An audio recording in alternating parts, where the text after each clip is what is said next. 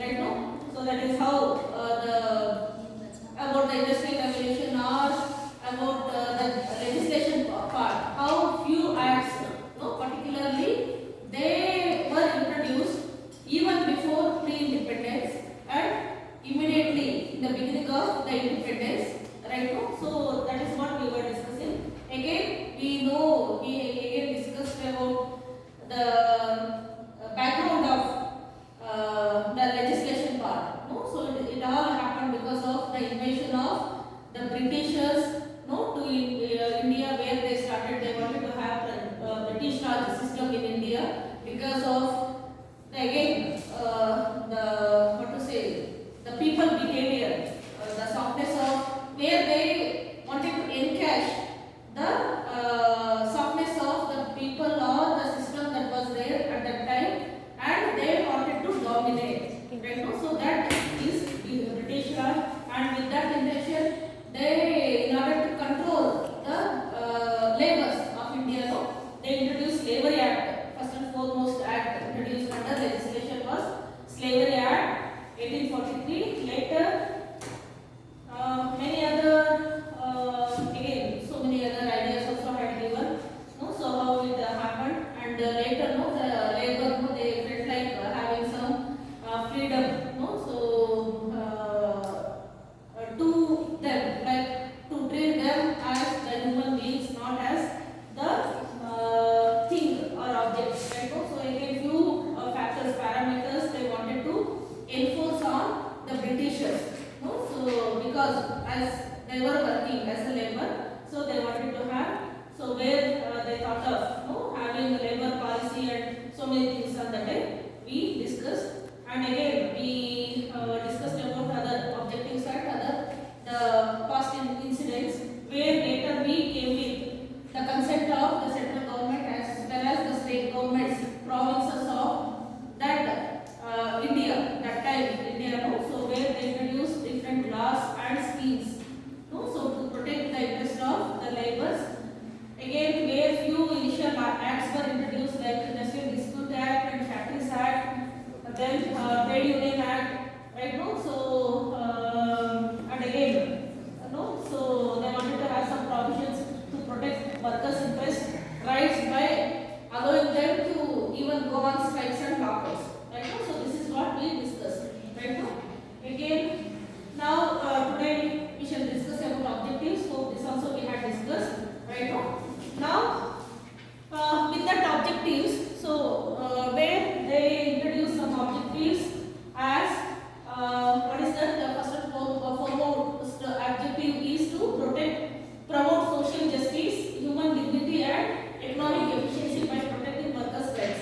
See, look at the word social justice. Social justice, then human dignity. What do you mean by social justice? What do you understand by social justice? Equality. Equality in terms of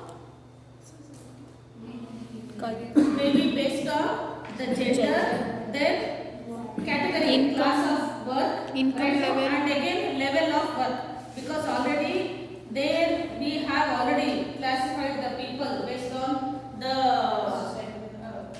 what is that, capital, where they were classified as capitalists and the normal common man, right? So that, and also the labor class based on gender, male and female, right? So there was a big bias with respect to that social justice they wanted to have, right? So like based on earlier during King's rule, the people were classified based on the occupation. I said no, like whatever the caste used to be identified based on the occupation, right? So like a Brahmin, his job occupation is to preach in the temples, that kind of job, right? So all the devotional that what we sacred kind of thing has to be done by him only, and the other, the middle different occupations like the goldsmith, blacksmith and all, you don't know. So like that, the people on that occupation they were identified. So that is how we used to identify the people as top and what was their occupation and how they were treated. Right? No? So that is that kind of picture, that kind of the what is the treatment we had, no, that is called as social justice. So that they wanted to avoid, where they wanted to overcome such kind of the bias or ill treatment and priority given based on that occupation, right? No? So that is social justice. And human dignity is again valuing, considering them workers as the human beings was the topmost priority, because we are not the slaves, we are not the bonded laborers, we are not the animals or creatures, we are human beings.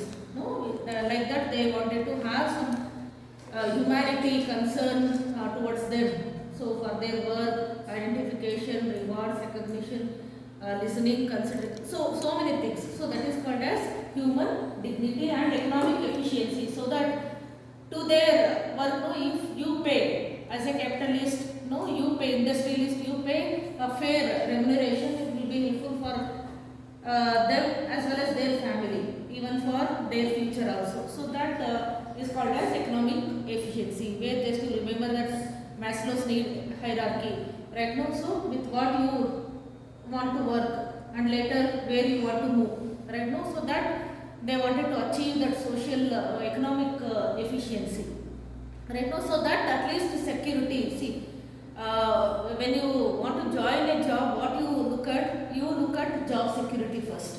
Then is your salary part, right? Now, so what is the security? How is that has been ensured in that company? So that you first you check out. No, so that is at least for 1 year, because nowadays jobs are we can get are there with private companies, right? No, so because of that privatization, no, we would like to ensure first the job security, then the remuneration. Though we have a number of good opportunities, but job security is the biggest question.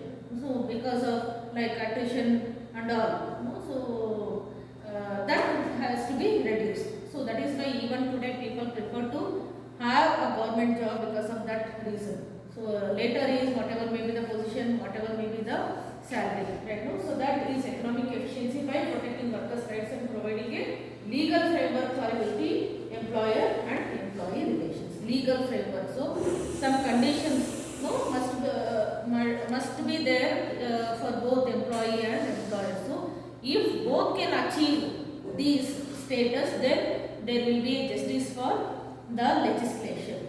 So with that intention only they started labor legislation, right? So what is that? The first thing is social justice, then human dignity, then economic efficiency, and what is that? Legal framework for both. So these 4 points, just you remember and write. They are the objectives. Even this you can write in points also, right? No, so these are the objectives. With these objectives, no, they establish the labor legislation in India has sought to achieve the following objectives.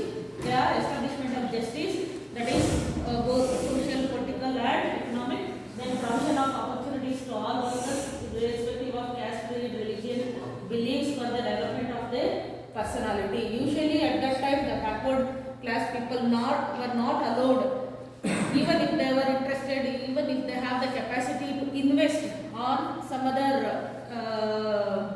activity, occupation, no, they were not allowed because of that was the dominance, no. So where they have to do or carry out only that occupation, like say for example the SC/ST people, no, where they were identified only to do certain kind of the cleaning work, right? Or the leather, the footwear, only they were into that. They were not allowed or promoted for any kind of activity. Alright, so that is one thing. And maintenance of industrial peace, creation of conditions for economic growth, and protection and improvement of labor standards, protect workers from exploitation. Why? Because all this we are discussing is even from that day, India is rich with human resource. Right now, now we say we are rich with youth resource, youth human resource. Around 70 to 80% of population, no, out of total population, 70 to 80% are youth. But it is opposite in China. So when they analyze, no, there the youth population is less, but the older generation population is more. So this is not a good sign for any economy, the country, for its economic development.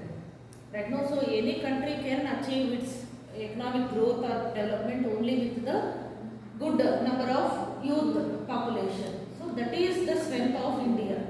So for that only we today, so all that LPG, liberalization, privatization, all FDIs, why it is made, and so many we are coming with schemes and all on the day, like Startup India, Make in India, Stand Up India, Startup India, like again, what is that? Digital India.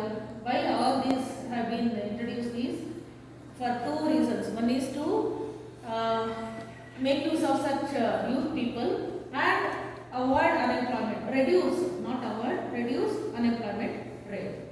Right now, so that they can ensure by making you independent. That is making you to become an entrepreneur, have your own business instead of looking for a job somewhere else. So for that reason, such schemes were introduced. So because of that only today, many youths now after their graduation, they are coming with startups. Right now, so that is how all major IT companies, small IT companies, they have started with some small investment as a startup. Right now, so that is one thing, and guarantee high right of workmen to combine and form association of unions, and ensure right of workmen to bargain collectively for the betterment of their service conditions. And again to have encouraging them to form a union and giving them some rights, to bargain, to negotiate. That is nothing but what is that? Giving them the voice or empowering them to voice their needs. That is very important. When you are given that opportunity, then automatically you come with your thoughts, ideas, you grow, you develop. When you are not allowed with your voice to speak, to come out, then nothing will happen. So that is one thing. So that is the outcome of the trade unions. Because of that, the outcome is trade unions, introduction of trade unions. So these are again the objectives of labor legislations. So once we understand the objectives, then we have to know about the types of labor legislations. Right now, again, so many acts on the day listed around 20-25 or in here, for you around 10 to 12 acts are there. So that we can classify under these categories. So what are they? One is regulatory labor legislations and protective labor legislations and wage related labor legislations, social security labor legislations and welfare labor legislations, miscellaneous and general. So these are the types. Say for example, Factories Act of 1948. Right. So where do you place that act among these labor legislations? Factories Act. Wage related labor legislation. Wage means it is very clear wage. Labor. Under Labor Act. regulative labor. It is regulative. Regulate on the general basis. It is mandatory. Any factory, any organization. Usually factory always refers to a production place, production unit. Usually labor, class, labor, anything we discuss about labor means we find them only in factories. Earlier in those times, only factory means production units were there. Such services later only they maybe introduced in the 1980s, 70s, later part of 70s or 80s. Earlier and all, we used to have only the production places where people, so with some literacy they used to work. That's it. Later when we advanced with education, right now, later these services, because service industries they prefer literated people. Literated in the sense education people, at least graduated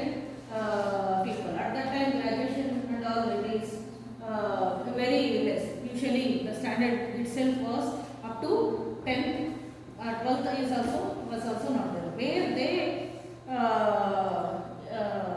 their interest or they wanted to have some occupation or work, because that time the demand need was only for the food, shelter and the basic things, right now. So for that reason, for some earning, either they used to depend on agriculture or the industries. Service sector was not in the picture that time.